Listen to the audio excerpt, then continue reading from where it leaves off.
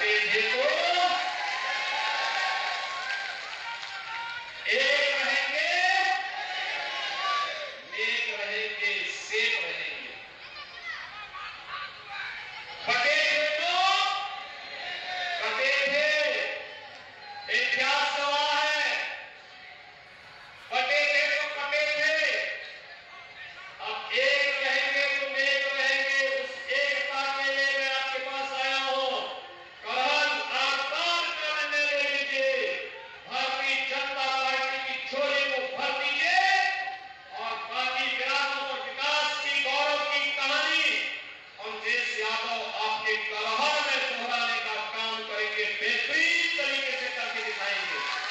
और इसीलिए आज मैं आपके पास आया हूं। आप सीएम अखिलेश यादव जी को भारी